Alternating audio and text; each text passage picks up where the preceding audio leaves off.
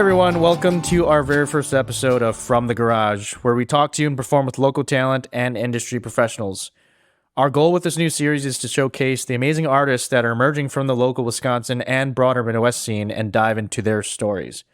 Inspired by old programs like The Johnny Cash Show, we'll also perform with the guests.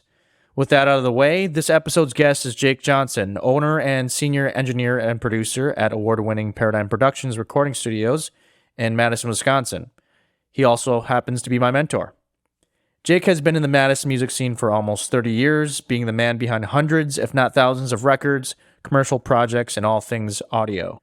You'll hear us talk about his early career, his work with big names like Disney and Lucasfilm, Wackio Studio Stories, and more. If you enjoyed this video, remember to drop a like, a comment, and subscribe to the YouTube channel, and check us out on Spotify. Without further ado, here's Jake Johnson. Jake, how's it going? Good. Welcome. Good. Thanks for having me out. Yeah, glad to have you on here. So I always wanted to just kind of pick your brain on everything about you. So like how you started.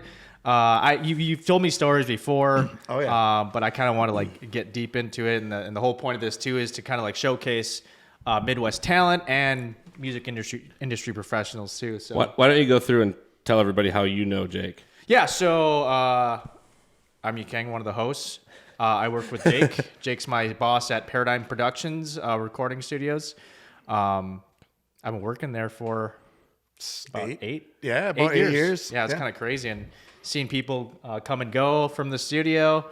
I'm certainly, before I was there, you've seen a lot of people come and go as well. But yeah, Jake, again, welcome. Why don't you tell us a little bit about your background, like how you got into music and how you got into engineering? Because I know you didn't go to school for music or audio engineering. So how did you get into all that?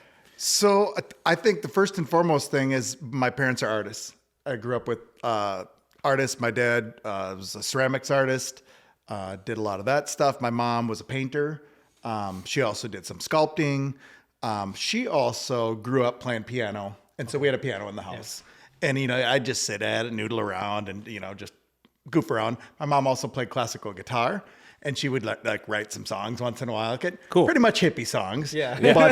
But still stuff that then we'd harmonize with. Like I remember seriously taking family vacations and being in the car and like we wouldn't even listen to the radio. Like one of us would sing a line and we'd have to figure out harmonies to it. Oh, cool. It was just like, Cool. It was just like this little hippie family. Like the Von Trapps. Going down, exactly, yeah. Going down, just writing stuff. So music's always just been really fun. Yeah. And that's how I got into it. I never thought, hey, there's a job, anything like that. So in high school, actually in middle school, me and a buddy were like, we'd get together and play guitar and sing. And we're like, hey, we should start a band. We're like, we really need a drummer. And then we found another buddy of ours who drummed. And, it's just like the classic middle story. School Yeah. I'm pretty sure me and Blake have the same start. Yeah. So. Yeah. And, so we did stuff like that. And then we play like, high school dances and graduation parties and just, garage parties and stuff like that. And it was a blast. So then me and my buddies, we started writing some original tunes and we recorded at a studio called Telstar, which was in the basement of Good and Loud. In Cool. Madison? Yeah, here in Madison. Cool. There was they had some little postcard deal where it was like, hey, you come in for $99, you get 3 hours or something like that. We're like, we could totally do that. $5 for 3 hours. So yeah. So we go in and we had the goal of recording 3 songs. We pretty much got 1 song done. Right. Right. Because you think, it's going to take me 5 minutes to play a song. Just like every green young band thinks. Reality check real quick. Yeah. And then you make it through it, and then we're like, wow, that was really fun. And I just remember loving that experience. I also, as a kid, with little tape recorders and stuff, we'd do a lot of little fun things that I wouldn't really consider it engineering. Did you have like an old 4-track machine or like a cassette deck that you were recording on? I just had a cassette deck, but then my neighbor, who was a guitarist, and she would play and have her band over, on weekends in the summer. Yeah. She had this reel-to-reel, and she goes, this isn't working anymore. I was going to junk it, but do you want it? So I'm like, sure. And so I messing around with belts on this little analog reel to reel. Yeah, exactly. Yeah. And I just remember being intrigued. There was a sound on sound. So you could basically, it's the old Les Paul thing where you could record without erasing what was on there.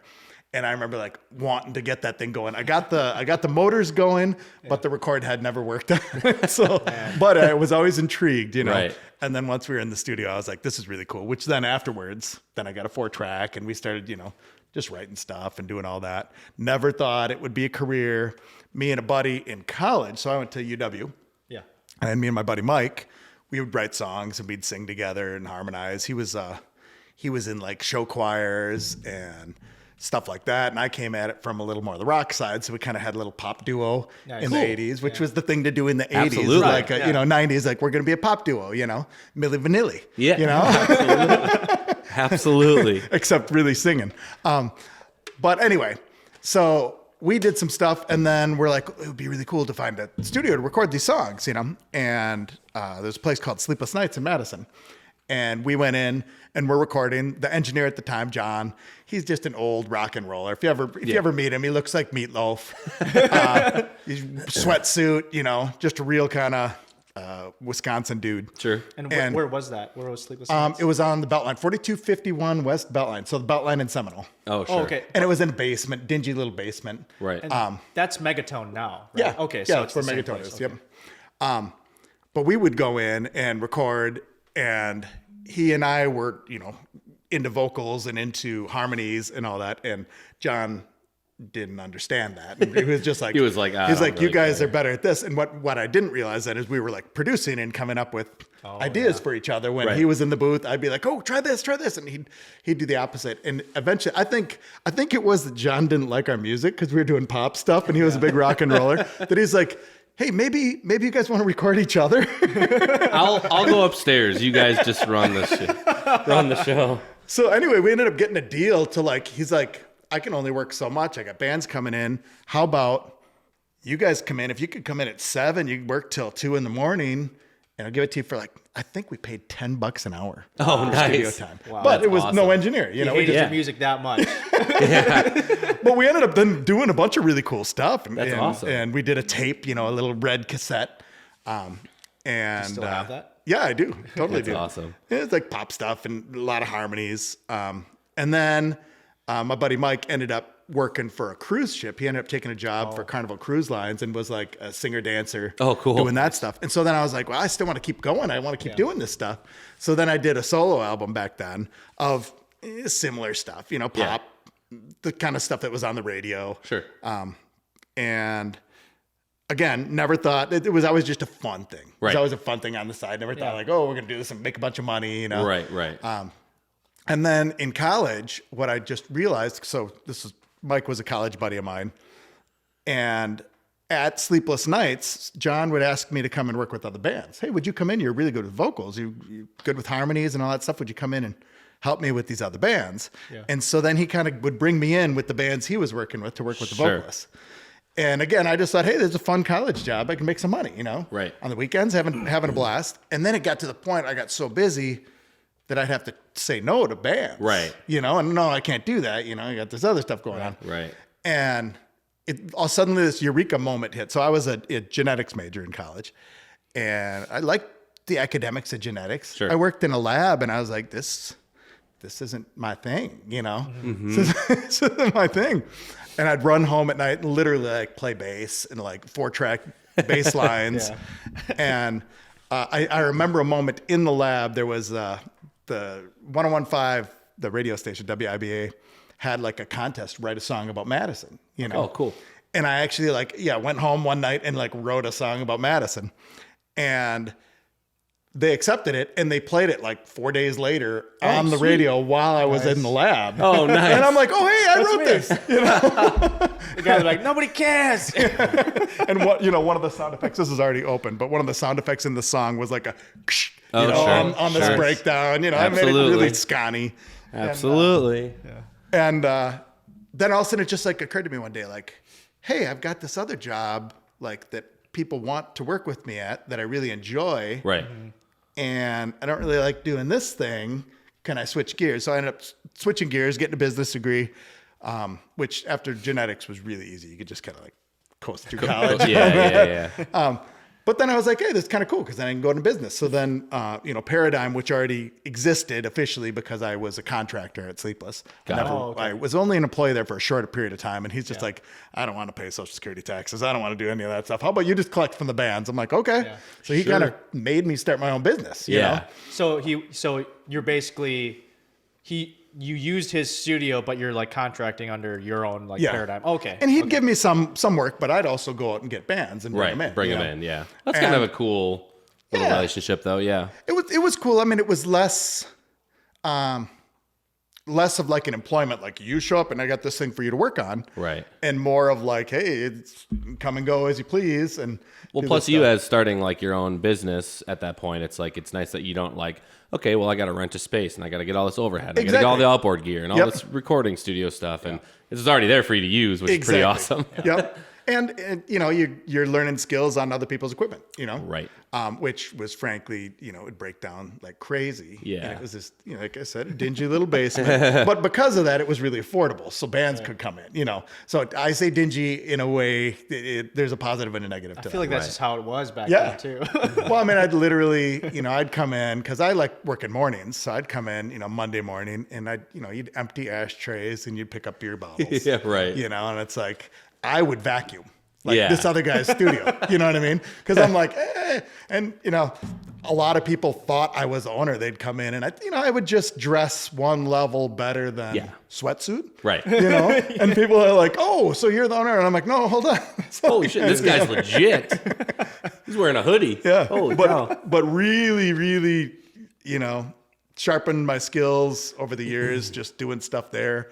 Working with a lot of bands, a lot of cool freedom. You end up, doing guitars. You end up doing, working with more of the pop bands, the R&B bands, the rappers. Right. I ended up doing a lot of that. That was my forte. I was a MIDI guy, and all that. Yeah. Just ended up doing that, and next thing you know, it's a career. That's awesome. That's awesome. It's interesting to hear you talk through that story because I draw a lot of parallels between your story and like Yeekeng kind of, and just the way that you've been so gracious to let us into your studio and just kind of do our own thing and just kind of learn on somebody else's equipment. It's been so awesome to do that. So it makes sense to me that you had somebody do that for you kind of, and now you're kind of passing the torch a little bit, which is cool. Yeah, absolutely.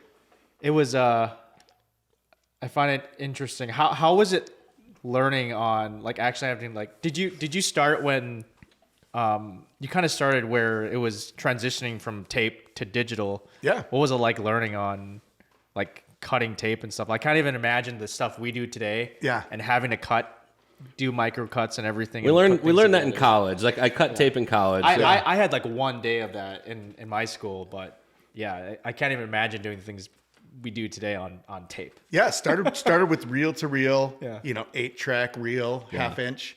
And you really learn signal flow really well. And I mean, honestly, it was there was a snake with half of the things were numbered.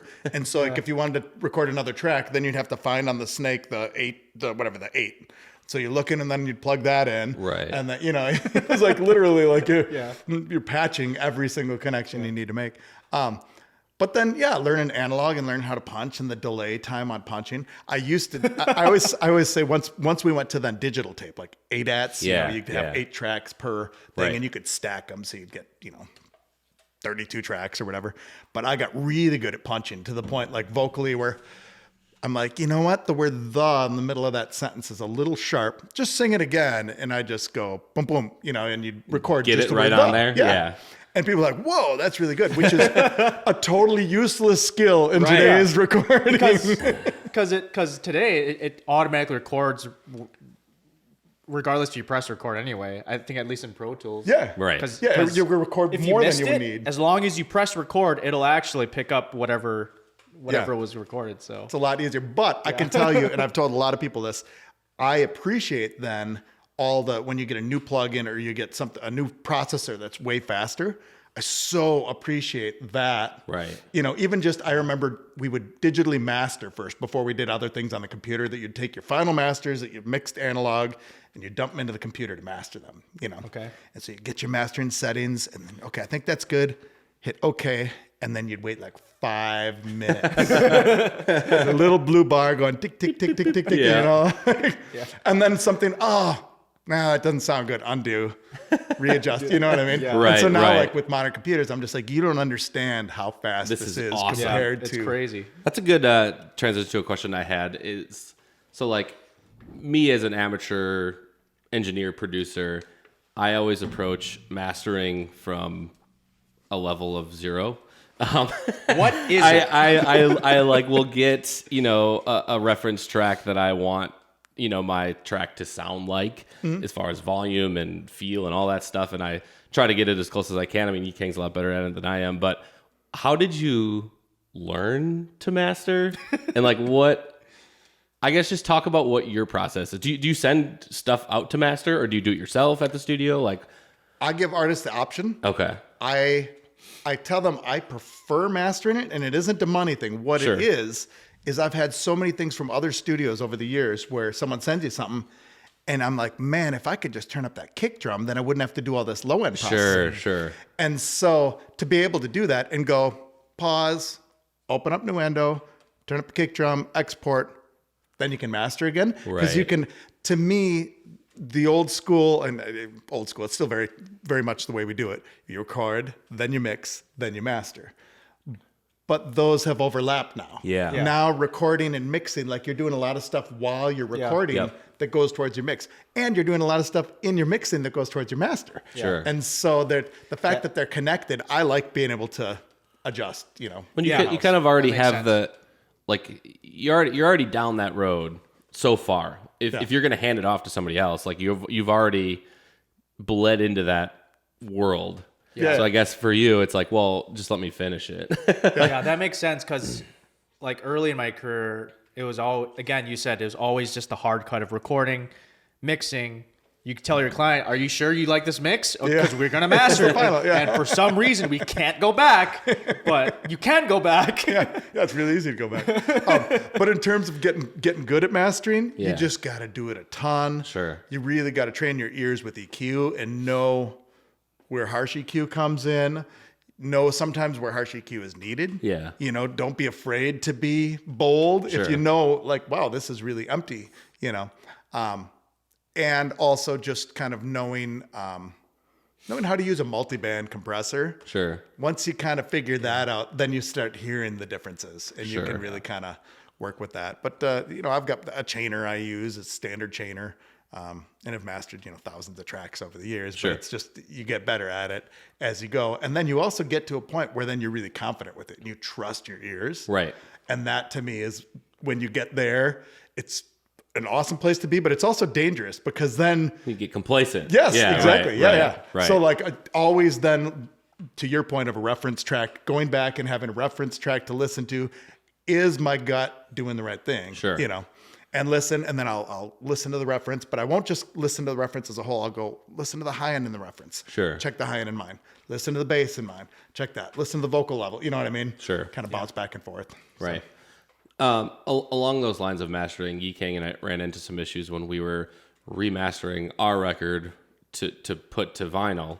And well, obviously ours wasn't put to vinyl; it was put to a lathe cut record, which is different than pressing a record as far as like mastering goes. I guess, is that something that you talk about with your clients when they come in? Is like, what medium is this going to be most listened to? And then is that, do you give them different masters depending on what they're looking for? Or is it just like, I'm going to master this for digital consumption mostly because that's usually what people go to? Or I guess how do you handle that? Yeah, I mean, I handle it when it's time to master. Sure. Because everything up to that point is the same. The same, right. And, mastering for vinyl, it's not drastically different Right. than mastering for digital or, but you just have to have a couple other considerations and your Sure. gapping and all that stuff. When you're authoring your master, you got to do a few things different. Because I know when we did our like test press, we got it back and we listened to it and we're like, We got to cut out. yeah, it's not quite what we heard, in the original master. So We had we to had go to back and cut out a lot of low end. Yeah. Yeah. And that's turn out exactly it. fine Usually after you that. cut some of that bottom end. Gotcha. So so who worked with you at Sleepless Nights? It was Paul, right? Yeah. So Paul and some other Schluter, guys. Mark Whitcomb, Okay. So I'm from DNA. Paul's with Megatone. Myself, a guy named Ralph Alberts, who we were talking about earlier. Teacher at MMI. Yep. Oh, was he? And there was a whole bunch of other kind of people that kind of came and went. Yeah. But I would say it was Whitcomb, Schluter, and myself doing most of the work, and then John Mucknick too. He did some work, and he kind of phased out of it after a bit of time. But the three of us were just cutting our teeth, working, and then we even had this for a time. It was like, Whitcomb's a bass player, so in your band. Have Whitcomb record the bass, have Schluter record the guitars, have Jake record the vocals, and then it was like, whoa, the best of both worlds. But then sometimes you'd find, I'd go and find a band and like I wanted to produce that album. So I'd work on all the stuff. Yeah. Or, if it was just more my style, like people would hand off the project to things that were more my style. I might take a metal project and give it to Schluter, Right. and say, hey, I'll work with your vocalist, but you take it from here. Were they in the same kind of arrangement as you were? Oh, yeah. They were like kind of like contracting. Okay. Yep. Yeah, we all were. And it was like, I ended up doing, because I like mornings, I ended up doing a lot of like, when we'd get like a corporate project or something like that, Right. I'd end up doing it just because I'm like, I show up on time. I'm up. Right, yeah. What was like the culture? Like, it was Paul like a certain guy, you were like the certain guy, and Mark was something else, or was there some sort of like culture that you guys were kind of the puzzle pieces too? Yeah. Well, I mean, it's some of that. I also think it was collaborative. It was not competitive. We were working together. We were all kind of doing our own thing. We were all in bands, doing our thing, and it was like, I consider those guys my friends to this day. Like, and I remember some people in the industry who really looked at things as competitive and, this studio would totally steal that band from you. So why are you afraid? And I'm like, because I don't think like that. I just don't operate that way. We're on the same team, really. Yeah. There's a lot of pie. Like there's a big pie out there, and to fight over little pieces of pie. Plus, I think when if you establish yourself in your career and you do a good job and you have a reputation for that, that speaks for itself. You don't need to go and sell things. I can show you 10 albums that I recorded, and oh wow, that's great. And that even to this day has been my main source of marketing, is just the stuff I work on. Yeah. Right. How kind of along the culture lines, when I was in college and one of our classes was, local bands would come in, we record them. The toughest part for me, and I think my favorite part of kind of being in the studio and producing and engineering, was kind of managing the dynamics within the bands that you're recording. Oh yeah. And kind of assessing very quickly what the talent level is of each of them separately, plus also the talent level of all of them together. Mm-hmm. And then how to, tell someone that was a really bad take. You have to do it again. Yeah, how to again deal with that. Right. Yeah. I guess, what is your approach to that? I know in my personal life, I'm a manager, so like I do a lot of that, not in the music world, but in a corporate setting, of being like, these are the expectations. This is what we need to get you there, but also delivering that message in kind of maybe not nice is the right word, but you know what I'm saying. Yeah. Like, what's your approach to that? There's so much psychology in music. We're all humans, Right. And on top of that, it isn't like, you're judging someone's, let's say, whatever, you built a little thing. I'm not just judging that thing, because that's separate from you. Right. And music is much more personal. Right. Especially if you're a singer. Yes. That's you. You're the instrument. Yep. You know what I mean? So I think the psychology of dealing with that, I mean, you just develop it over the years. For one thing is like, you be a nice person. Yep. Like, duh. Right. But then the second thing is just show that your intent is to make the music better, to make it better. And so like, hey, I know you can do that better, is a line I use a lot. Sure. You can do that better. Instead of like, that was bad, is a negative way of framing the same thing. There's a better take out there. You can do that better. Yeah.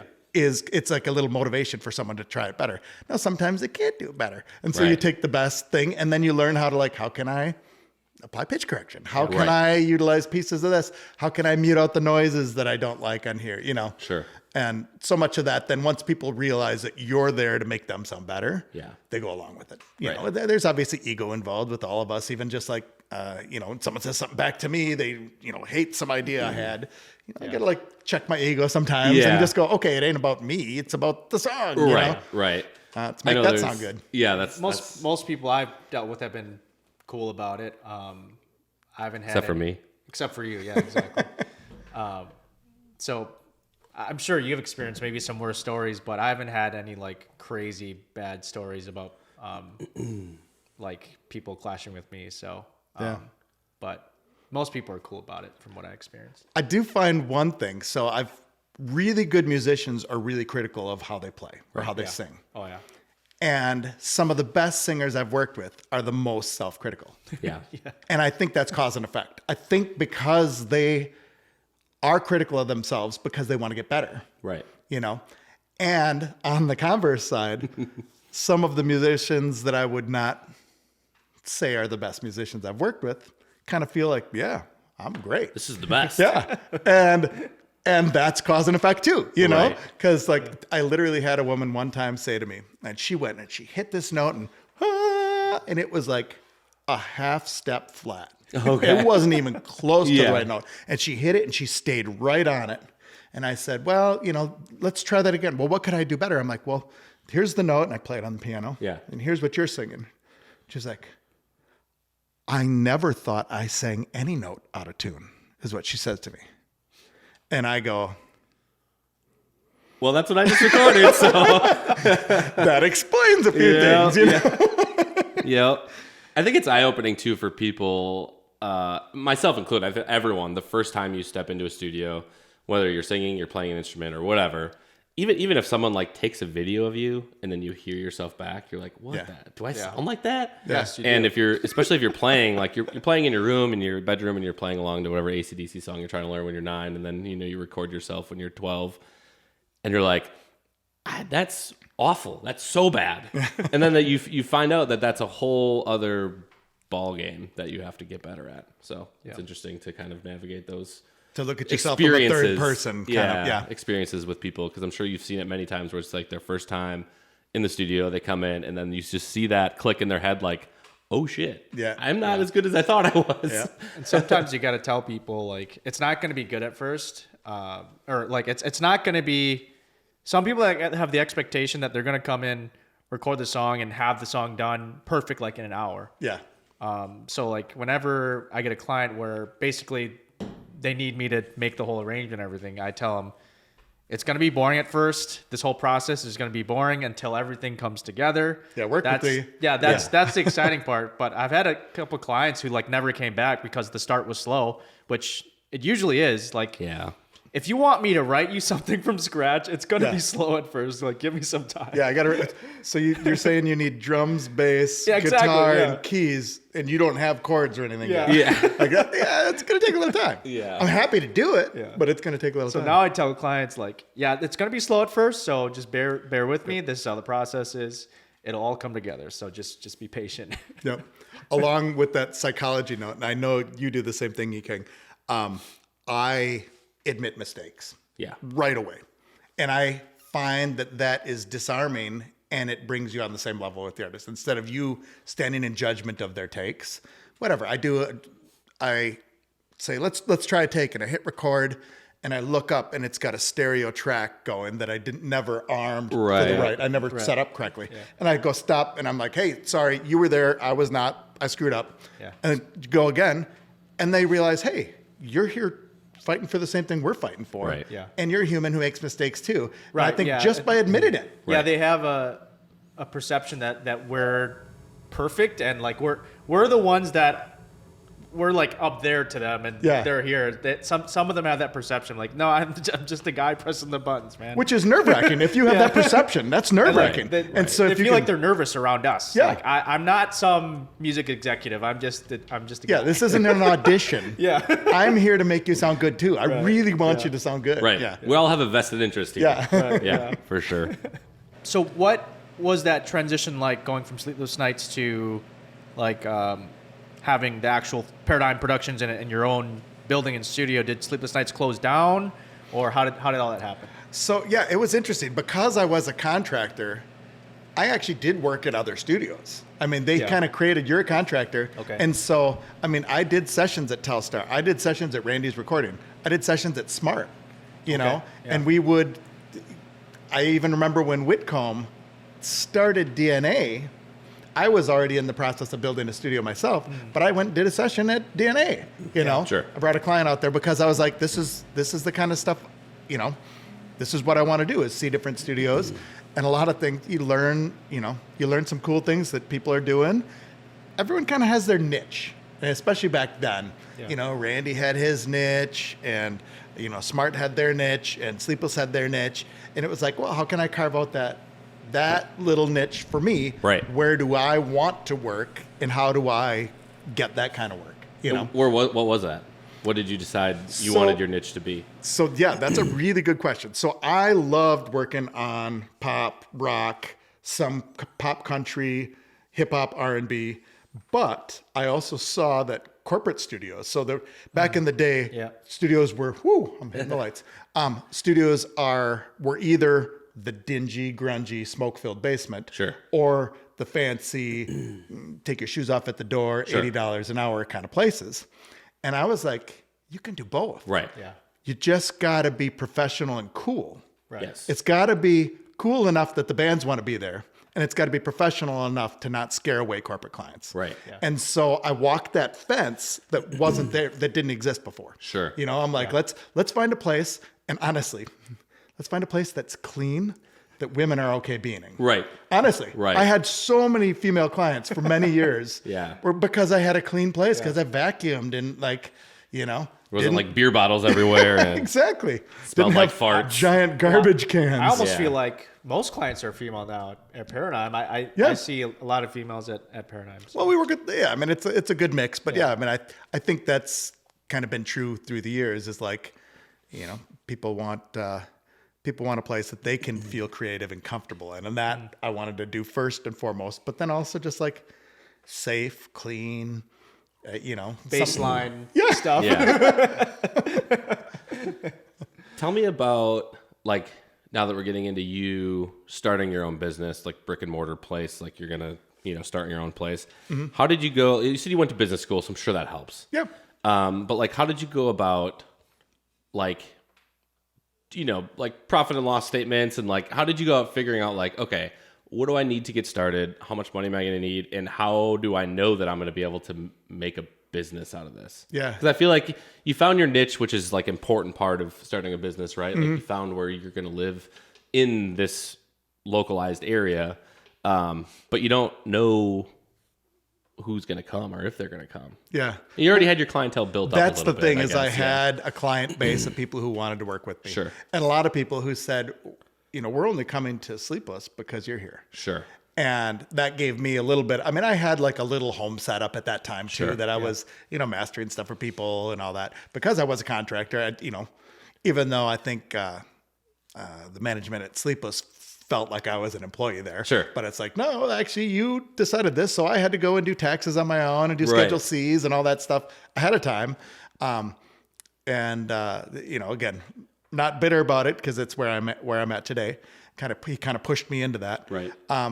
But in terms of like doing that paperwork, I mean, that kind of stuff never scared me. Like I just look it up and figure out how to fill out a 941 so that I can, do my sales tax and all that stuff. And I actually kind of took a little pride in that. I mean, a little aside, but I've worked on some not-for-profits and stuff and been on boards over the years. And one of the things they always said about me, which I never considered myself, is like, you're a really good spreadsheet guy. You understand numbers really well. And I'm like, no, I'm like this creative marketing guy. Like, like I'm a creative soul, but I also understand spreadsheets. So it's you can't spend a ton of money that you're not going to get back. Right. Right. And so that's always been my thing. I've never been super. I mean, I like having good gear. Right. I don't want to go and invest in a Neve board that has, automated faders, because I've worked on those boards and they need a lot of work. Sure. Like that was back in the day when an engineer was like an engineer, like a white coat, like literally you had to come in and solder and, pulling face plates off and all that stuff. And I've done that work. Right. And I'm like, you know what? Seeing then, through my career, that sort of digital revolution and all that, and just embracing that was huge. That was key to success, because there's so many of the guys back then who were, 10, 20 years older than me, be like, no, that'll never take off. Yeah. Tape is the way to go. And all of a sudden I'm like, no, tape is cool. My analogy that all my clients will have heard this from me already, but my analogy is a Model T is a really cool antique car. Right. It's like, wow, that's cool to see and to have someone who restored it and all that stuff. But I'm not going to frickin' commute in a Model T. No. You know, same way that, an Amish built cabin, so cool. You see the corners lining up Right. and all these, it's this beautiful thing. But when I built my house, I hired a builder who's got, power nailers, Right. and who's got a crane. Let's be efficient about it. Yeah. Exactly. So like use the tools that are there to efficiently do your job. Yeah. There's cool analog effects. I mean, in the studio, we got tape delays, we got Those are string awesome. reverbs, we got all sorts of cool shit. Yeah. But like use them where they're cool. If I had a reel-to-reel tape, the thing I used to say is like, would be if we just ran off tape. oh my God. Well, like all of those sessions, like it's just magical how you'd always have 24 tracks in a recording. No, Weird. we don't need anything more than that. But why do you always use 24? And why is that tambourine on the backing vocal track? And why, you know what I mean? You start bunching all of it together. And it's like, it's so much, but once you do digital editing, you can't go back. But I can respect what we did then and learn from it. And I can respect that that's like an interesting Model T, kind of cool in a nostalgic way, but it's not the best way to get shit done. Especially for you, the sole owner of your business, it's like you're not going to use that Model T to like deliver goods to somebody. Yeah. Like you want the Sprinter van. Yeah, exactly. That works just as well. Yeah, Like, exactly. So Everything's just a tool. Like you use the analog as a tool, but not as like the main thing. that's exactly it. Analog to me is that hand saw that Amish craftsman will use, and I respect. But guess what? I'm gonna ring. Yeah. move on. That's funny. What was that?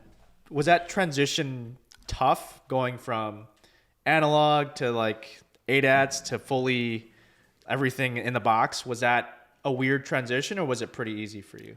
I would say it And was people around, like people around the industry too. well. I mean, the way that technology developed is there was like little steps. Sure. And so I literally remember when you get to the point where like, I just want a fader. Like everyone was like, I just want something that I can touch rather than having to click and enter in a numerical value or something like that. Right. Yeah. And so there was this in-between system that we'd use, that had some faders on it. But even then you'd had to assign them to tracks. And I'm like, this is just clunky. Yeah. Like, let's support the software thing and let's just try, Yeah. Just go all the way with it. Yeah. Instead of, well, I mean, don't be that old dog that can't learn new tricks. Yeah. And that, like, with any business. I mean, look at what's happened in tech, Right. just outside of recording. Right. Just tech. If you didn't embrace tech as a business, guess what? Those dinosaurs are gone now. Right. Right. Yeah. Just like AI. I mean, Yeekeng and I have had some garage beer conversations about AI and what that's going to have, what effect that's going to have on the music industry and the recording business. And I'm sure it already has, but it's going to be crazy in the next 10 years. Yeah, I like how you said where it was kind of like step by step. I feel like that in the audio industry, I think audio industry is a very slow moving industry in terms of like the tech, because we still have XLR connectors, we still have 1/4-inch connectors. Yeah, well, and you have to adapt. So the existing studio has to be able to bring the equipment in, and it's still got to work with that. It's a weird dynamic where it's changing quickly, but also not changing super fast too. So it's just kind of a interesting dynamic. So where was the first Paradyme building, and how did that all start? So, I mean, officially it would have been on South Mill Street. So that was where my buddy Mike and I lived. And we kind of took this front 3-season porch, and I built a table, and we had a 4-track, and that was where we did our pre-production. Oh, cool. For the stuff we would take into Sleepless and record. Got it. And we just called it Paradyme Productions just to have a name and a business. And we'd have sometimes people come over and record a little acoustic demo or something like that. Yeah. That I never thought of it as this is a studio, like this is our lab, is the way I looked at it, Yeah. So started there. Then eventually Jody and I bought a house on Monroe Street. And one of the key things with the house is I'm like, I want to be able to take the basement and make a studio. Yeah. You know? And so it was a, concrete basement, and I built a studio down there. That ended up being kind of the first thing that people associate as Paradyme. Got it. It was the whole lower level of the house. There was basically a separate kind of triangular hallway that I would record drums in that had a door. Cool. And then I had a booth, a really nice sounding booth actually, And then a pretty big control room. And we did all sorts of stuff there. It was really fun.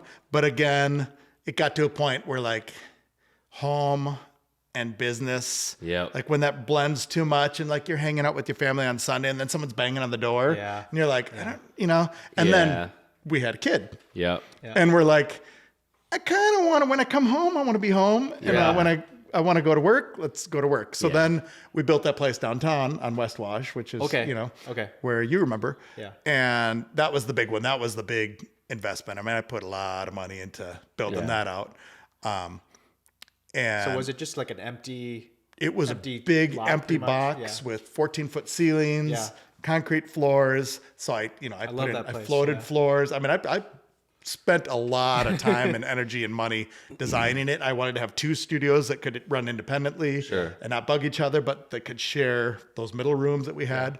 And that was a blast. We did so much stuff there. And that's where it really became like, I mean, I was working full time already, but that's where it became a business and we had employees and all that stuff. And at that point, who was your first hire? Because I remember Bill, Justin, and Phil. So Phil was the first guy, but that was actually at the Monroe Street place. Oh, okay. So Phil came in and like applied. I got to a point where I literally had piles of work, and we were doing a lot of like that instructional stuff for Hal Leonard at the time. And I'm like, I just need someone to like mix stuff. If I can work on recording and hand it off to mix, and then kind of get that going. And it was really, it wasn't like I want to make more money. It was literally, I just want to get more done. I got too much stuff. I got too much on my plate. I just want to get more done. And then once we built the new place, then Phil was there. Then Billy ended up coming. Trisha. There's a handful of people. I mean, Justin, you. I know Bill, Justin, Trisha. Bill used to talk about Jay all the time. I think. He Jay was awesome. Yeah. Sarah worked there for a little bit. Sarah Prey. Okay. Yeah, I know that she was your client. I didn't know that she. Yeah, she ended up doing a little internship, and we did a lot of kind of student internships too through some different programs. So that was actually a really fun way. I like that process because you could get a feel for someone without it necessarily you're making this big commitment to pay them. Yeah. Well, it's a good way for them too to really get an idea of what it's like. Exactly, and see the real day-to-day. Yeah. Which is totally different than what people, I think, at 10 years ago, what they thought a studio was like, Right. Yeah. Well, just in school, like when I was in college, like we started with 30 something kids in our program. And I think like 8 graduated. Cause like you get to a point where you see like what it's actually like, and you're doing these sessions for local bands and stuff. And it's just not for everyone. I still loved it. But I feel like there's a perception where a common perception, I think, in society where I'm not saying it's not fun, but not all aspects of the job is fun. They always think they're going to come in and like just write a song in like 2 hours and get it all done. And it's going to be fun the whole time. Your friends are there, you're partying. Yeah, exactly. It's not a party. It can be, but a lot of times it's not. I've had so many times where a client says, wow, you've got the best job in the world. And I don't necessarily disagree with them. Right. But it's because I'm working on their music with them. Yes. Yeah. And they think, wow, this would be ideal to get paid to work on the music that I'm doing. Yeah. And sometimes it's not my favorite music to work on, but for them, oh my God, you got the best job. And I'm like, yeah. And I also, come in and I clean the carpets and I take out the garbage and, every once in a while someone no shows and like, you got to deal with that. But, I love the job, but I think the perception is when you're working with them, that's what you do all the time. Right. Exactly. It's a job. Yeah. It's a job. And you got to, if you want to stay busy, you got to diversify. Like if I were to like, hey, I want to open a punk studio and I wanted like just be in there and recording punk all the time, you're not going to be working a whole lot. No. No. Yeah. You got to cast a wide net. Yeah. Especially these days when everyone can, seemingly buy an audio interface and a $200 microphone and they can get some decent stuff at home. Yeah, exactly. So that kind of piggybacks off of the next question here. It's like, how did you see the industry evolve in terms of the type of clientele you were getting? Has the type of clientele you're getting changed throughout the years? Like, were there more bands back then and kind of just slowly turned into more singer-songwriters, or did you see a change in that? Yeah, definitely. I mean, I would say the 90s, there was a lot more rock bands out there. You know, a lot more people playing bass, playing guitar. And then you've seen just the shift in music, like what's on pop radio nowadays compared to then. Right. Like there's so much stuff that's really glossy produced, you know, using software and not necessarily playing a guitar. You know, there's a lot of that out there, but that has definitely shifted, you know, and people want to do stuff that's popular. You know, back in the 70s, which I wasn't working then, but it was a lot of like folk and acoustic guitar stuff. And then it became electric guitar. And that was where I jumped in. It was like the, you know, the cock rock and all the, you know, all these guys, you know, playing all that stuff. And it's like, that was fun. Yeah. Drums and big drums, giant drum sets and, you know, over the top stuff, which was really fun. But then that also had a backlash too. You know, then you think about that kind of that grunge era, and a lot of the rockers are like, oh, they're sloppy players and they can't play precisely, and he's sloppy, but people liked it, you know? Right. And so then that became pop, was this sort of sludgy thing. And then even that, then all of a sudden acoustic came back, where then acoustic was then in vogue again back in the mid 90s.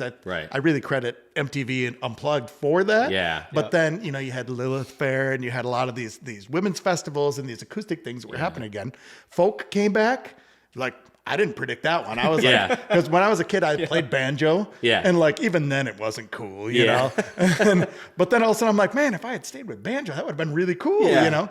And folk's back now. It's like, you said that time folk was back, and then it was kind of not a thing for like 10, 15 years. And like, I feel like, huge. Yeah, I feel like around like 2015 to 2010s, that's when it like really came back. And like now country music is back. Yeah, Beyonce's coming out with a country album, and Zach Bryan is selling out stadium tours. It's a weird time. But I credit hip hop for a lot of all that. So hip hop changed pop music. Hip hop changed country music. Hip hop changed what kids listen to. And so many people, again, sort of the people who don't embrace that, you know, like, there's plenty of guys older than me who just, that sucks. They're not musicians. And it's like, no, like when I was a kid, like literally I was like a breakdancer, skateboarder. Yeah. Like I was so into early hip hop. I'm like, this is cool. I want to learn how to do this. So I'd like, you know, literally be messing with MIDI and like, how can I make that beat? And then, I can make that beat this way, you know? And like, it wasn't because I felt like I needed to learn this in order to do my trade. It was just because I wanted to do it. You know, I wanted to learn how to make the music that I listened to, you know? And I think that really has been a key over the years for me. A lot of guys didn't know how to do that, you know? And so in the early hip hop days, it's not early, but in the 90s, I had a ton of hip hop clients because I was one of those guys that was writing beats and I could do custom stuff around their songs, you know? And that, you know, that became a thing that I ended up getting a lot of work from. So nice. Yeah, I think there's a lot to be said with like diversifying the things that you love. Like you said, if you're just, I'm a punk guy and I'm only going to record punk bands, you're not going to get a lot of work. And even if you do diversify and you're only a punk guy, you're like, well, I hate this country band, so it's not going to be that fun for you. But I'm sure with you, it's like you're into the hip hop stuff, you're into the pop stuff, you're into the rock stuff. So it's like you can probably find something you love in a lot of your clients' music, which I'm sure helps with the job. And bring something you learned from hip hop to something Mackenzie else. Moore's album. Right. You know what I mean? Right. And like, wow, that's so cool. And then, you know, whenever you listen nowadays to Taylor Swift, there's a ton of hip hop in there. There's a ton of like over the top industrial in Taylor Swift stuff now, you know? Right. Should we break out the bourbon? Yeah, it's just before we go. Let's do it. This is my favorite part. I haven't even had it yet, but this is still my favorite part. I brought out the good bourbon for Jake. Just because he's our first guest on our Old Bulls revamp. I appreciate that. From the garage. From the garage. I'll pass that down. Yep. I'll get a little more. That's just There's a fun little setup out here. Yeah. Very unassuming. We thought we'd keep the Midwest theme. Yeah. Thanks. Well, we used to do the podcast. I'll do a little cheers. Cheers. Cheers. Sorry, I ripped on you. Cheers. Cheers. That's good. That is good. Nice. Yeah, we used to do the podcast at Jake's studio, Paradyme in Madison, and Did a lot of good episodes there, and I had a kid, as Jake alluded to earlier. Things change up when that happens. Me and Blake had a kid. Yeah. Yeekeng and I had a kid together. It's called Midwestern. It's out on Spotify and all the other streaming services. My wife might disagree with that statement, but so we're in my garage now, so a little closer to the kid. I have an interesting question. Okay, go ahead. A lot of people ask me this, and I think we've gotten this question since Yeekeng and I had that podcast where we're reviewing albums for a little while and kind of taking a audio engineers or musicians approach to like listening to an album and like what we hear when we listen to something. And people who aren't musicians or aren't audio engineers will ask me sometimes like, does your hobby of being a musician or being an engineer ruin music for you? And when I answer that, I always say like, absolutely not. It's way better. But I'm just curious to see like, if you're listening to something for the first time, purely for enjoyment, not to like as a reference track or looking for like, oh, I heard there was a really cool guitar take in this or like whatever, like purely like someone's like, hey Jake, I think you would love this album. Like, how do you listen to that album first? Yeah. No, that's a good question. And I tend to find that my clients think I'm standing in judgment of music at all times. Right. And it's like, that too, yeah. That's not it. That's not why I got into this. Right. I got into it because I love music. Right. And I love being a part of it. I love creating music. And so like when I go out to a gig, I'm there to enjoy the performance. I'm there to enjoy the interaction of musicians and to hang out with people. And I think people are like, oh, did you hear my flat note on that second chorus? And I'm like, no, I didn't come out here in judgment of you. I'm not working. Yeah. Well, and even just like my job is not to be in judgment. My job is to make your music better. Right. Yeah. And that thought of that someone's judging me, I think that's not where I live. When I listen to music, I mean, I do judge some music I listen to, no doubt about it. Yeah. I mean, no different than anyone else, we all have though. preferences, but I mean, I always say that's one of the most beautiful things about art is that it can affect different people in different ways. Right. And so your music, you might write a song that's just, heartfelt about something you're going through that might really touch a few other people. And some other people might literally go, That's fine. But that's what's beautiful about art. Right. Exactly. Is that we're humans and we take different things that come and go. So, it definitely hasn't ruined music for me. I feel like I'm a pretty good music critic. Yeah. When I need to be, but I don't go through life as a music critic. Right. Yeah. If you're going to listen to, people have asked me this too, if you're going to listen to an album, let's say Yeekeng and I just come out with a new album and we're like, Jake, listen to this and tell us what you think about it. Where are you listening to it? Are you listening to it in headphones? Are you listening to it at the studio on some monitors? Are you listening to it in the car? Where do you typically listen? My favorite is to listen to it at the studio. Okay. My second favorite is to listen to it in the car because I feel like when I listen in the car, it's a more chill approach. Yeah. It's not you're not listening with the microscope or with with the magnifying glass. And it's more just sort of the way I listen to music. I mean, I listen to music in my car all the time. And I enjoy that. I mean, I tend to not listen in headphones very often. Okay. Outside the studio. Interesting. On a plane, I will. Sure. Otherwise, I don't know. It's mind blowing though, because like I don't listen to music much on headphones either. But when you do, it's almost mind blowing because you start to hear things that like I listened to this song like 1,000 times, but I just listened to it on headphones for the first time, and I've never heard this part of the song before. Right. Yeah, and the movement and the placement and I usually listen to in headphones, like if I'm working or whatever. I have my, whatever headphones is Sony's or whatever I usually listen to music on. So sometimes I get in the car and I'm like, this kind of sounds like shit. But that's usually just where I'm usually working. So that's usually where I'm listening. I'm the complete opposite of Jake in the car. I that's where I am most critical when I'm in the car for some reason. If it sounds like shit in the car, I'll be like, I need to fix this. But it sounds fine everywhere else. I'm just in my car a lot, and I listen to a lot of music in the car. So that's where just my reference is. Yeah, no, I get it. What were some of your best sessions? I know you had a lot of sessions. That might be a tough question, but can you maybe talk about a few of the really good ones? Maybe you have recently of recent memory. Yeah. There's so many just great sessions where, where I go home and I just feel all charged up about like, wow, Amped up. Yeah. we got some really cool shit recorded today. And just like, just when it magically just comes together and is synergistic. I mean, there's so many of those moments that you're just like really proud of. And it could be just as simple as like, a drum tracking session where like, right. wow, that was amazing. Or wow, I got to work with this person, that was really cool. I think about a lot of like really good sessions, and I think they have one thing in common is we're open. Yeah. The artist is open. I'm open. We let ideas come in, and we're all with the same purpose, moving the same direction, ego checked at the door. Yep.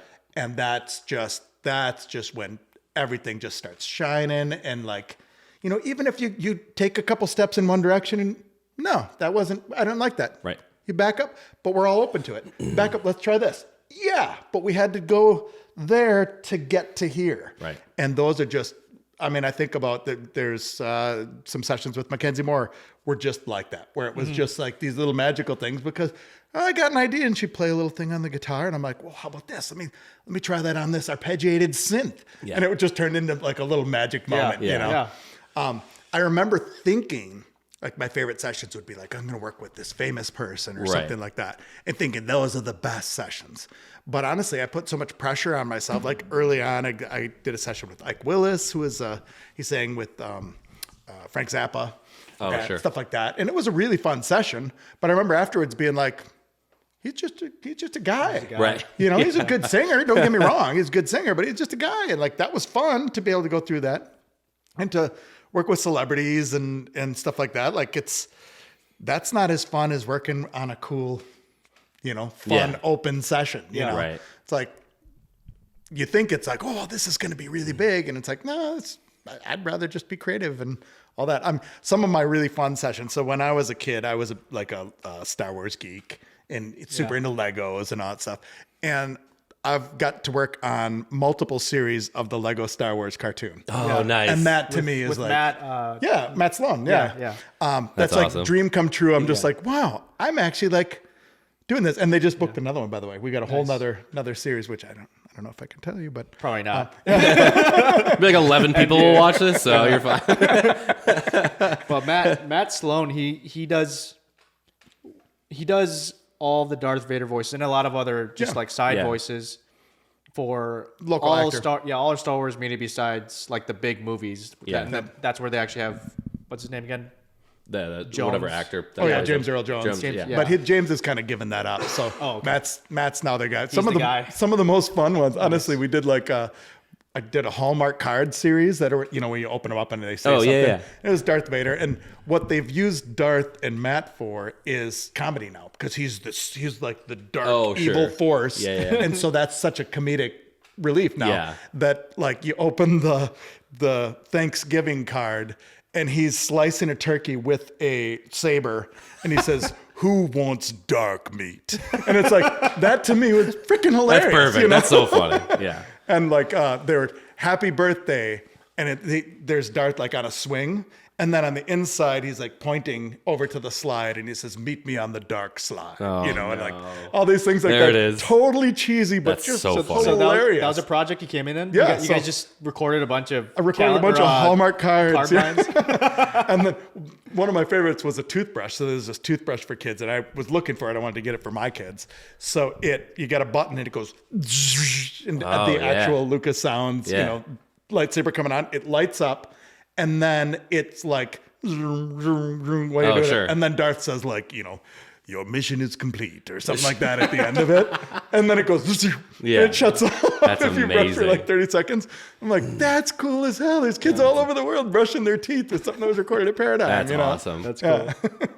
That's And freaking sweet. Another fun one that I was really proud of, we did a skit for the final episode of The Daily Show with Jon Stewart, which I can't say anymore because now he's back on. Yeah, he's back. Yeah. But that was really fun. That was a big show that millions and millions of people watched, that we did a pretty significant skit on that show. Cool. It was recorded in town here. But all sorts of fun things. I think like right now, I'm doing a session with the periodicals, sort of this throwback Motown-y sound that's just a blast to work on. Nice. There's a band called 3 Hours. Cedric is in there, great guitar player. He does this kind of jazzy cabaret sound. Oh, cool. It sounds like a smoky French bar. That's it's cool. just a blast to work on. I'm sure stuff that's just like different and unique, I'm sure is like the most fun to just kind of be around. Yeah. Or just like an artist who really has a vision. Just I want to do something. I would really want to accomplish this. And then I help them get there. sonically get there. Yeah. That's cool. It's a blast. Just like really good musicians. Just those are some of the best sessions I've had where everybody was just awesome. Like just having Kristen playing our record. That was just a pleasure. Like we were just sitting there. Yeah. Just geeking out. That dude could have played anything and we would have been. And that sounded good. Like Chris, we loved every single second of that. Give us like 8 minutes so we can like recoup ourselves here. Yeah, any session with Chris, I feel like I'm just so lucky to be in the room with that guy. I know, you know? it's insane. Yeah. And after that session, we knew that Chris was an amazing player, but we also had Scott Allman do lap friend of a friend. lap steel for us. Sweet.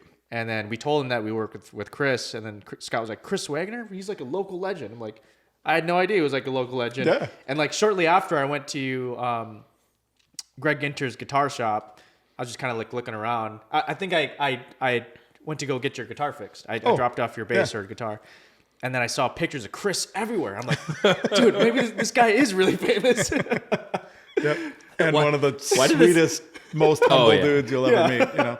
There's times too where like he would do a take, and he would kind of look, and he'd be like, "How did that sound?" And we'd be like, "I literally couldn't have imagined it any better." And he was like, "Yeah, it was okay. Let me do it again." Just exactly like you said. Like the best musicians are so critical of themselves, where it's like, that one part like could have been better or whatever. And it was just great. Me and Blake, like we know a little bit of music theory, but we're not as trained as Chris. So like Chris would just be like, maybe it would sound better if I just switched to the G and do the suspended thing or whatever. We're like, yeah, do that. Sure. No idea what you're talking about. Yes. We used to do this. I don't know if you were there for any of these sessions when we did the Nashville Days sessions.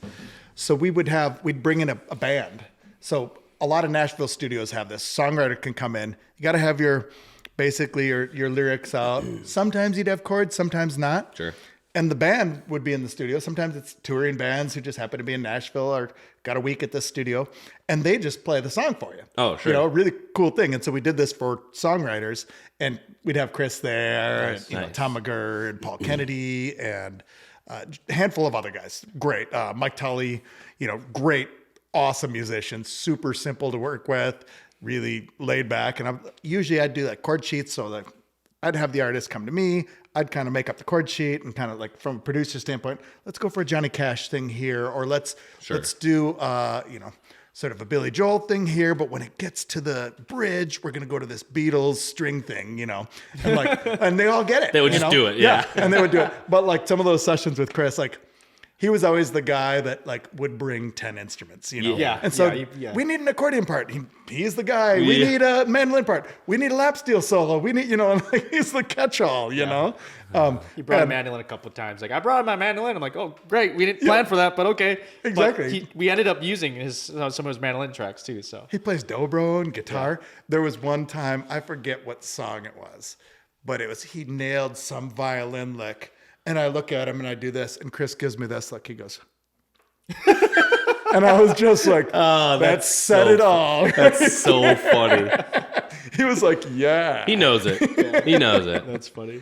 But those are a blast. Anytime you get to work with really, really nice people who also happen to be really good musicians, that's when it's not work. Yeah, I mean, some of it might be weird to say, but I love recording like older musicians because they've been just doing it for such a long time and they're just so good at it. You may have worked with this guy before. This was a long time ago at the old place. I forget his name, but he was like 85 years old, like really old. I think he worked with Bill Jerry before. He just plays guitar and sings in harmony. I think David Sewell. Yeah, David Sewell's a classic. He's a legend, folk legend. That might be him. He just wanted to come in to do just a demo to show to play live. Yep. To show venues and stuff. He's on my YouTube page. We put a few of his little songs up there with some pictures of him. Nice. Yeah, he's like really old, but so I was when I was like just starting out kind of too. So I was like in the mindset of we always have to overdub stuff. We can't record things at the same time because I won't be able to edit anything. Exactly, yeah. So he comes in. I'm like, all right, are we gonna record a guitar first and then sing? Like, no, I'm gonna do it all at the same time. Yep. And then he brings out his harmonica. Oh, you're gonna do harmonica too? Yeah, I'm gonna do everything at the same time. I'm like, oh crap, okay. Shit. So I mic'd up the guitar and just his vocals, and then he just did everything in one take, and it was a super easy session. But it was awesome because he was just on. He's just been doing it for such a long time. That's the way he's used to doing it. Yeah. And then from your end, there's a little more work on the front end because you can't edit. So you got to let me. I didn't need to. Yeah. Because he just did all in one take. I didn't need to do anything. I just did some EQ, compression. That was it. And, Yeah. it's just a pleasure working with the older musicians because they're just so good. Yep. Yeah. Absolutely. On the conversely, what have been some of your worst sessions? So You don't have to name names, obviously. I won't name names. I have one session, which I say worst, but just because it is probably one of the most humorous sessions I ever did. This guy came in. So I had some friends at a talent agency in town, and every year they would send mostly teenagers, but some adults, to this big talent conference it was called IMTA. It was this big thing where there's talent scouts there looking to discovering the next model, actor, musician, Sure. And so I would record demos for a lot of these people. It was like, we need 30 seconds of a song to hear your voice. We don't want to have a bunch of reverb on there. We want to hear what you really sound like. You know? And I would do a great job. I mean, honestly, I don't mean to be cocky about it, but I would make people sound really good. Right. And then they'd go, and a lot of these people ended up, getting a contract or getting a gig out of it. One year, dude shows up at my door. Actually, I first get a call from his agent, who's a friend of mine, who says, got this guy, he wants to sing and do a demo. And I said to him, are you a singer? And he says, I can learn. All right. So he booked the session. Doorbell rings, which I used to have a strobe light doorbell, so it didn't make any noise. Oh, sure. Yeah, flashing lights. So I go up there, and there's this guy. He's clearly a model. Sure. Attractive guy, kind of with his hair all slicked back, shirt unbuttoned down to his belly button. Sure. He's at the door. But he had the last button, The last button was like that. But I mean, it's like, this is a professional business. And he shows up and he's like, oh, hey. I'm here to sing. Yeah, I'm here to sing. Okay, yeah, come on down. And then he pulls out a karaoke CD that he hadn't listened to. He's unwrapping it, peels the plastic Just off brand of new. it. Brand new. He hadn't practiced to the song or anything. And he says, which one should we do? And I said, well, which one do you have ready? He's like, well, we could do any of these. And it was like, so this is, man, what year would have this been? Late 90s. So there was, I remember Coldplay Yellow was on there. Beautiful Day by U2. There's a lot of hits from that time. Yeah. Why don't we just do track one? It's Coldplay, But it's not instrument. Oh no, it's karaoke CD. It's so karaoke. Yes. Okay. So it's instrumental, but with backing vocals. Sure. Okay. So he pulls out the lyrics, which are on the folder thing on the inside, and I hit record, and I'm like, go ahead. And he's like, literally, look at the stars, see how they shine for you. Yeah. I mean, everyone knows the tune. Yeah. He's like, look at the stars.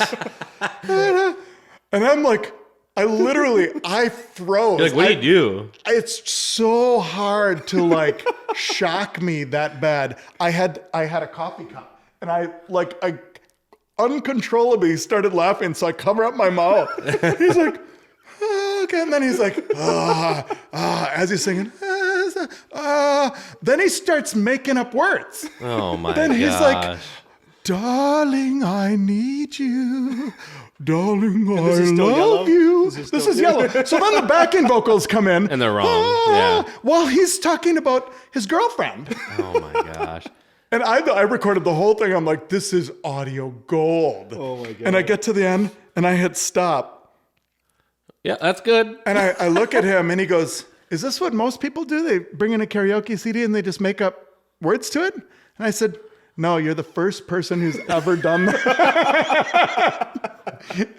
and then he's like, well, let's just do track two. That'll be better. Oh yeah. And he did the same thing. thing. Sure. He just made shit up. And then he, for some reason, copped a British accent. Sure. So he's like, darling, when you hold my hand. Oh my God. And it was like, I'm like, what the fuck am I doing? Did you do the whole CD? You did the whole CD? No, we just did those 2 songs. And so then I just said, because I wanted him to get value out of the session. Right. He wasn't a singer, Right. had 0 preparation in it. So then I said, here's what we're going to do. We're going to do Beautiful Day. We're going to do a verse and a chorus. And you're going to learn it. So I'd play him a song, play him a line. Okay, you see that line? Da, da, da, da, da. Okay, yeah, sing it with me. We're going to sing it. Da, da, da. And so I literally coached him through, and we recorded a verse and a chorus. I sent him out with this demo that sounded, compared to who I knew, Compared to where you started, it sounded yeah, really good. yeah. And his agent calls me later and He has says, an agent? well, he's a model. Yeah. Okay. He was a model who was a wannabe singer. Sure. And she says, did you sing that? And I said, no. She goes, how did you get it to sound good? And I said, you don't understand. We dissected each line and we Yeah. recorded it 10 times and then I pitch corrected it. And then we dissected the next line. We recorded it 10 times. Once he learned it, we learned it 20 times. Then we recorded it 10 times and I took pieces and we learned it. Man. And we got through it. Oh, my And so like gosh. at the end, I was like, because sometimes when someone comes in and they're down here, Yeah. you're like, I'm only going to be able to bring it up to here. Yeah. And that one, I was just like, nope, we're going to work. We're going to get this thing right. We're gonna get and something. We got it sounding pretty good. That's so But funny. that was one of those that I saved the recordings of. Of course you had to. And I played them for some friends. And then the bad thing is then they always wanted to hear that. Can you play me that recording again? I'm like, this was one half of one day man. at one point in my life. Probably one of the worst sessions I've ever done. Yeah. But I still like what I was proud of. I didn't get mad at the guy. I didn't I think you should leave. Yeah. You know what I mean? I'm like, You got something out of it. Let's give this guy his God money's bless you, worth. Jake. I don't think I would have had the patience to be Oh my honest. gosh. It was awesome. And in retrospect, I'm glad I did it Right. because just the comedy of it is totally worth it. And to be able to tell this story to you guys. Yeah. Who was the guy? There was a funny story attached to this. I forget it though. Maybe you still have a little head cut out of a guy on one of the speakers. What was that That's again? Dave. That's Dave. Doug, I'll send you a copy of that. That's Doug's brother. So Doug's brother is very successful on Wall Street. I believe he trades futures or something like that. Dave is his name. Millionaire. Made a ton of money. He doesn't do podcasts in people's garages. I don't think so. Okay. His younger brother is a guitarist who spent high school and middle school in his bedroom playing guitar. Sure. Smoking guitarist. I mean, he's pretty well known worldwide. He's got students from all over who he does virtual lessons with. Great guitarist. But one day the older brother says, calls him, I forget, maybe sends him an email. And it's like, hey, I recorded some demos. And he bought a karaoke machine and recorded some Paul Simon songs in his living room and sent them to his brother, who's a really freaking good musician. Yeah. And the songs were it sounded like maybe what you would think a Wall Street investor who bought a karaoke machine would sound. Yeah. But what you'd expect. And so People with karaoke, man. Yeah. never before has there been more of a keep your day job, dude. Yeah. But he was trying to do what his brother was doing successfully. Yeah. And oh, this should be easy. I should also become a singer. And it's like, dude, you're so successful at what you're doing. You're a horrible singer. Don't switch now. So then he ended up getting some glamour shots. He hired a photographer to do that because he man. wanted to then maybe release some of his music. And so that his face is still on our speaker in control room too. There you go. And just because of that great story. And, bless his heart. Go ahead and try the music thing. That's great. It was just very ironic that he sent it to his brother, who is a world-class musician. Yeah. Yeah. Wrong person to send it to. Send it to your girlfriend or something who has no clue about. Yeah. And, I would encourage anyone at any stage to go ahead and do it because music is therapeutic. Music is a great thing to do. I don't cut on him for doing what he did. Yeah. I cut on him for being so terrible when his brother's so good. Yes. Right. Have you ever had to kick anybody out? Yes. Yeah. Yes. 2 people have been kicked out of my studio over the years, over the thousands and Only thousands 2? of people. 2 people. How many years have you been in business? 96. 96. Paradyme started in 96. So what is it, 28? 28 It's years? almost 30. It's coming Crazy. up on 30. Crazy. Yeah, it's That's crazy crazy. that a 28-year-old can have a 30-year-old business. Very odd. Yeah. I'll give you the one story that's actually a pretty good one. So back at Sleepless, we got a lot of metal bands. That was sort of one of the niches of that studio. We got a lot of bands. And there was some guys that I actually knew growing up who kind of formed a metal band. They loved Metallica. They covered Metallica. They were in that kind of band. Sure. Didn't have a singer. Found a buddy of theirs who's like, I can try to be a singer, you know. And he was a big brute of a guy. I actually I got along with the guy on most levels. And we were in the middle of a session. He was doing vocals. He hadn't practiced, didn't have his stuff down. And I was literally, remember I was telling you about like punching? I was really good at like punching a word. Yeah. He had this line, let's just sing it again and I'll record again. He'd sing it again, but he would sing it differently. And so when I punched, it was really Way horrible different, because yeah. he wasn't singing the words in the same spot. That So it would be really weird. that it would be terrible. Yeah.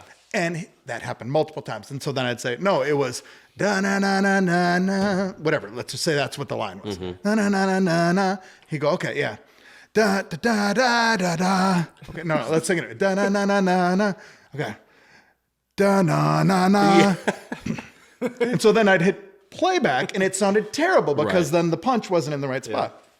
This happened 5 or 6 times. I was trying to be patient, trying to guide him through it. I'd give people a visual, you know. Right.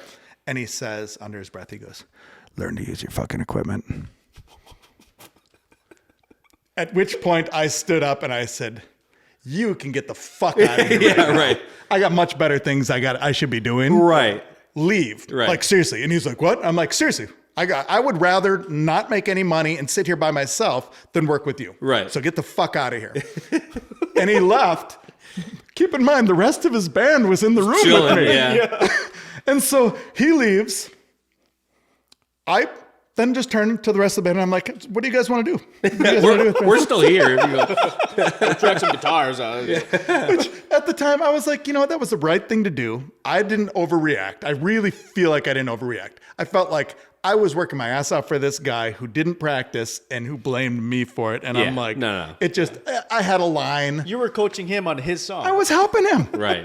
Yeah. And he then, like, literally to then accuse me, like, I could see getting frustrated. I could see doing all that, but it wasn't my fault. No. You know, if anything, and I was really good at punching. Like, seriously, that was one thing I could do. You're like, I know it's not me. I know this is not me. But yeah, that was a fun one because then I turn around to the band, you know, what do you guys want to do now? And they're all like sitting there. Well, whatever you want to do, Mr. what do you want to do? What would you like us to do, sir? Do you want us to sit down or what? That's so But you know what?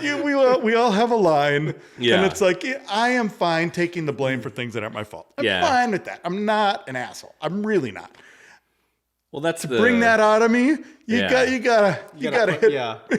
Yeah. That's the check your ego thing at the door, though. Like you said, that's so important when you're anything music related, even if you're not recording and Creative, you're just trying to be creative with friends or colleagues or whatever. It's like you can't get that frustrated. And clearly, he you know, maybe that was his first time or close to first time. He was insecure. He was insecure. No and then clue what he was doing. His whole and- band was watching him not know his song. Yeah. And I get that. I mean, Sucks.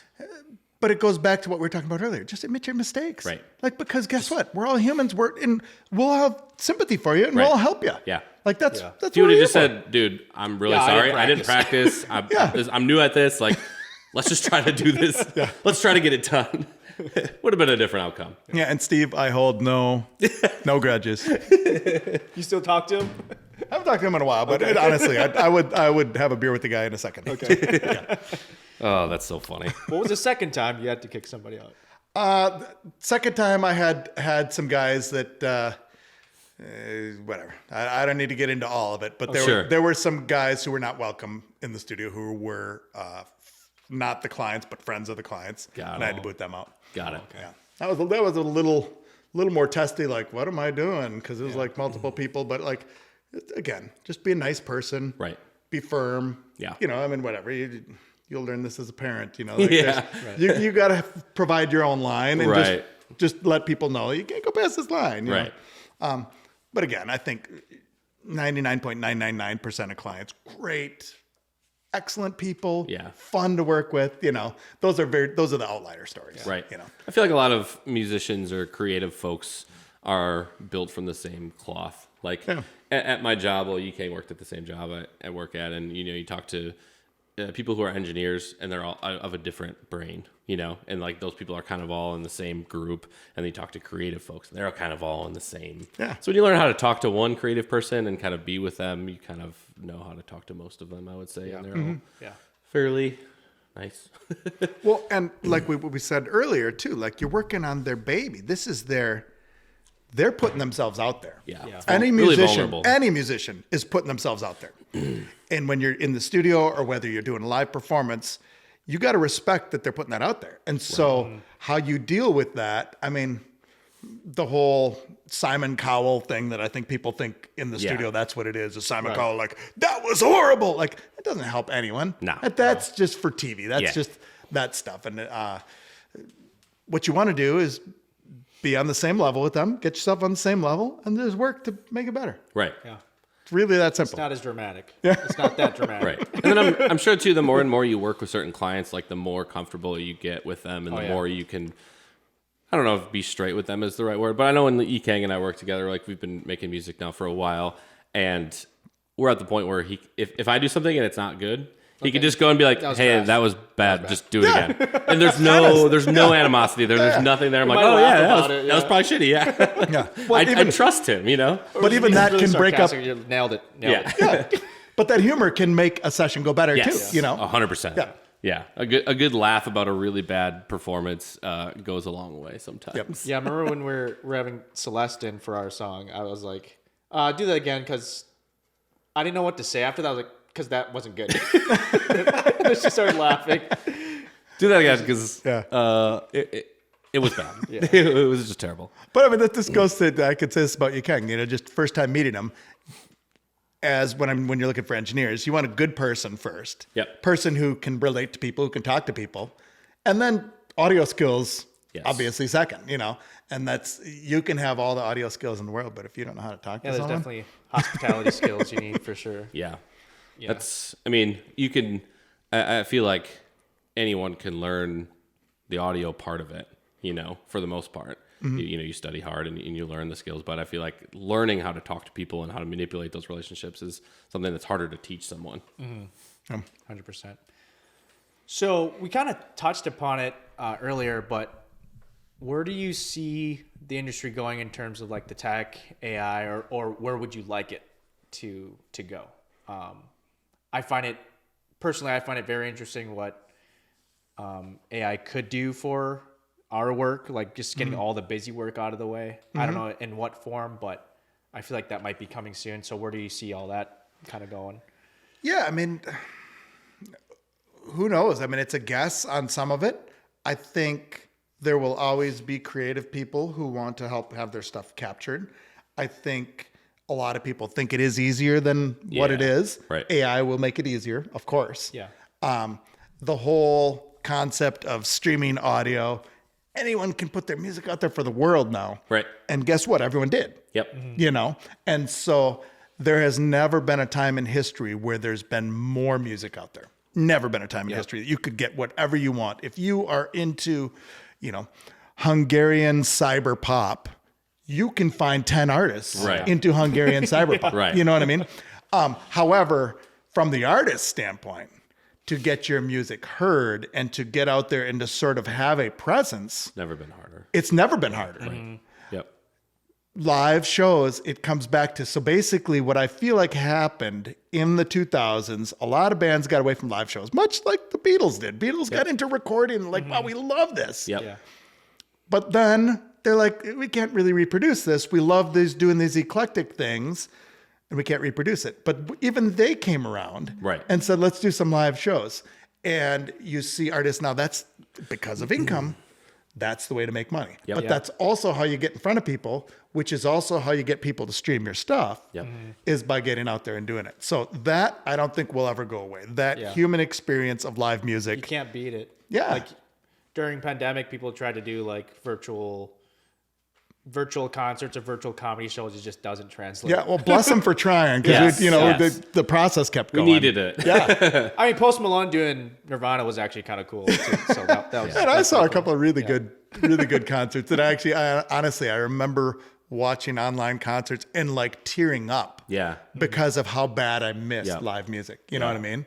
And so, I think more opportunities for people to get out there. There's the cool thing now that I see that, of course, video has always been a really cool way for people to market, but now it's easier. It's easier in your garage to set up a thing and to just put some actual time into it. Yeah. Because those are the ones that people see. That Fermata Segura, their video that we recorded live just hit 1,000. Yeah, I saw that. And I was like, hey, way to go, because now that's that threshold that then now other people will see it. Right. But they're out there, they're pushing it. It doesn't just happen on its own. And I think that's the thing. It's always been that way. Always been that way. People come in to record and they think, now that I got this, it's easy. Sky's the limit. No, but that's where the work begins. Yeah. And I think that will always be there, because you have to carve out space. You got to carve out, let people know who you are, find your niche, find the people who like your stuff, and keep providing it to them. Yeah, I think it's interesting what you said about like there's never been more music available to you, which is absolutely true. And I think there is a pretty big space opening up for people who play live. Yep. Like I don't know if I would consider myself old, but I'm older than when I was going to shows every single week. Oh yeah. But I just don't feel, and I'm not super connected into the Madison music scene, but I just don't feel like there's a ton of diversity when it comes to live music in our area. There's a lot of rock bands, there's a lot of cover country bands, and a lot of singer-songwriters that'll pop up in open mic nights and stuff, but that's kind of it. I mean, I'm sure you see a lot of bands that come through your studio that are a little more diverse, but I feel like there's an opening there for like a lot of bands to, I'm sure they're on Spotify like everyone is, but that doesn't differentiate yourself anymore. And then from a revenue standpoint, like you said, to me, that's the only way to make money as an artist, is to play live shows and sell your merch and to have people buy your concert tickets. Like coming from Yeekeng and I, like we don't make music to make money, obviously, but I get the statement back from Spotify. We have Every year, a few songs with $2 or something. Thousands of streams or whatever, and then you're like, oh, like $8 or whatever. And it's like, well, that's never going to be a source of revenue for anyone unless something drastically changes, which I don't think is the case. So yeah. But I do see, on a positive note, after having gone through the pandemic and unfortunately a lot of clubs closing and all that, there's clubs opening now, and there's people really putting care into a cool, vibey room. Yeah. North Street Cabaret is really cool. Yeah. And Baroque is a really cool vibe. And there's a couple of these new places that are just like kind of Cafe Coda, creating some cool things in a niche thing that you can get people to come and buy $12 drinks at, which is really what generates their income. Yes. Yeah. But if you can kind of create that, and I see it coming. I see there's support for it, and it would be nice if people made that a part of their regular routine again. Is like, hey, let's go see music once in a while, right? Because we all got away from it. Yeah. Well, and I think too the one of the problems is, and we don't need to go super down this rabbit hole, but it's like the bands that I love, I can't afford to pay $100 to go see them. Yep. And I would love it for like my local bar to charge $8 so I could go see whoever to come in and play. And there's some bars and some smaller venues and stuff that have that, which is awesome.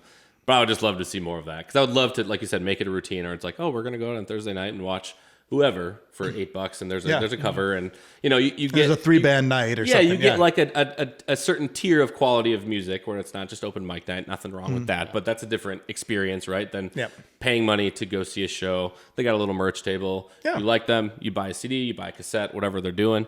I think that is something that we all really missed from the pandemic, and like you said, hopefully it comes back, and I'm starting to a little bit. So I kind of like that thing you went to at the Dells.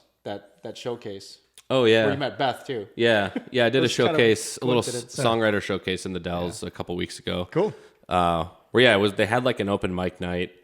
So like people went up to their open mic night, and then they invited there's four songwriters, and we all sat up on stage together, and we all played original songs and just kind of talked about our songwriting process and like what goes into it and that sort of thing, to kind of encourage the people who are doing open mic night to like maybe take it a little more seriously, maybe record some stuff. Head down to Paradyme. But that was kind of a cool, interesting, unique thing that I thought was. They had them all on the same stage on the stage at the same time too. Yeah. I thought you guys were just gonna kind of perform back to back, but you guys were there together and talking to each other about. Yeah, well, I mean, it's cool. again, that's a connection, that audience connection to the artist. Yeah. Right. That's cool. Yeah. Beth was even like doing harmonies on everybody's songs. Like she was Right like on. Yeah. tuning in. Yeah. It was Very super fun. cool. That's all Yeah. I got. I don't got Yeah. anything else. To end it off here, what are you jamming to? What are you jamming to these days? What am I jamming to And these it can't days? be a cop out being like, "Oh, I'm mixing this record for this guy." We'll let you plug anything in a do. second, but I know I'm sure you listen to a lot of I that do listen stuff. to a lot of stuff that I've been working on. Okay. I've been listening to Said Batch's Hawaiian Kawanam album a lot. Okay. And honestly, so when I'm listening to music, the majority of my music I listen to, it's sad to say, on Alexa while I'm cooking. Okay. Because that at home, that's my free time to pour a drink, Yep. get some music going, Yep. get a little creative on the stove. But yeah, I've been playing a lot of different stuff there. I would say lately I've been on a pop kick, and so I've been like listening to like Julio, Sure. and some other stuff like that, just to hear like where is pop going? Yeah. Like in pop is the weirdest genre because it's just what are people Yes. listening to? Right. You listen to Z104 over the years, and it went from that, sizzly guitar stuff to acoustic stuff to electronica. It's always changing. It's always changing. But what I like is how like Julio incorporates a lot of cool R&B things in there. Sure. And kind of like he's doing a little like Bruno Mars kind of thing. Sure.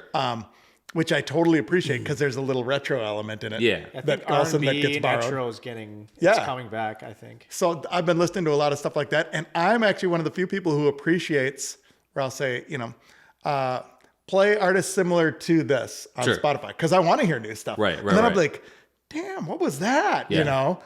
And actually, having teenage kids now, I actually listen to a lot of stuff. He'll be like, hey, have you heard this? Which is That's cool. sometimes I get like some really cool new songs, and sometimes it's a sampled song from my childhood. You're like, yeah, I know that I'm song Let already. me play you the original song. That's so funny. Yeah. I love that. I'd say that most of the stuff has either been like Hawaiian music lately or R&B. Cool. Yeah. Sweet. Nice. Yeekeng, what do you listen to right now? What'd you listen to on the way over? I actually I found somebody new. Her name is Karen Dio. Okay. She's Brazilian. I found her. I was just like scrolling through Instagram. She's like, I think she's gone through a few genres, but right now she's like on a punk grunge vibe. One of her songs sounds like The Offspring. It's like a really Offspring Nirvana kind of sound, and with a female vocal. So That's cool. It was kind of like. You know, I've told you I've been kind of like on a music rut right now. Yeah. Like I listen to something, it's just not hitting, and then I finally found her. I'm like, this is hitting. This is what I needed. So Sweet. Karen Dio, I think that's how you say her last name. Cool. That's awesome. How about you, Blake? I listened to a podcast recently. There's this podcast on Spotify called Song Exploder, and the dude will interview a musician, and they basically go through the creation of whatever, usually one of their popular songs. And they just did the guy that like hosts it knows a guy who knows a guy who knows Benjamin Gibbard, who's the frontman for Death Cab for Cutie. Yep. So their first episode was, I think District Sleeps Alone Tonight from the Postal Service record. So they just did a revamp because it's like is it the 20th anniversary? 30th anniversary? 20th? It's got to be 20. Yeah, 20th anniversary of that record. So I listened to that song the other day, and I was like, God damn, this is good. So we were listening to the cassette earlier. That's like the electronica music that we were listening to. But I've been That was cassette. yeah. Oh, okay. Yeah, I've been hitting that record pretty hard. It's just I love albums that kind of changed the face of indie music at that time, because they're like, oh, this like sad singer-songwriter Benjamin Gibbard, and then this dude who like kind of makes cool electronic beats. Let's just mash them up and see what happens. That sounded modern. Like I didn't even think that was 2004 like, old music. Yeah, long time ago. 2004 is considered old now, which is kind of crazy. There was a really cool documentary I saw last night that just spurred something in me. It's an old thing from '85.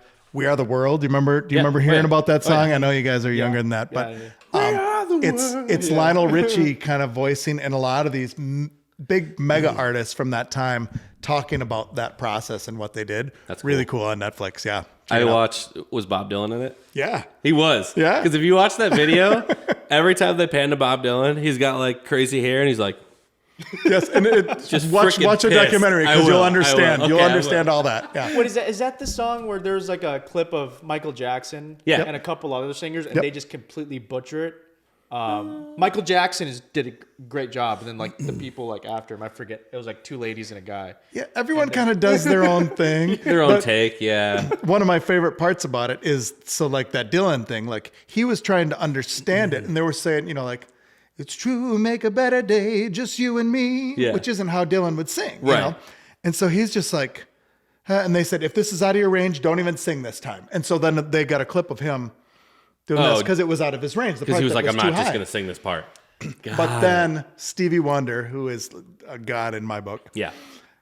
Stevie sits at the piano and it's like, Bob, come on over. And he's like, you got to do it like you. So you got to be like, it's true, we make a better day, just you and me. And like Stevie told Bob how to sing like Bob. That's so funny.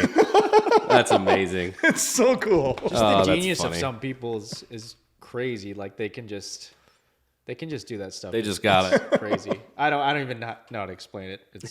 It's crazy. Cool. Right. Cool. Thanks for coming, Jake. Heck yeah. Cool. We're going to play a song? Yeah, let's do it.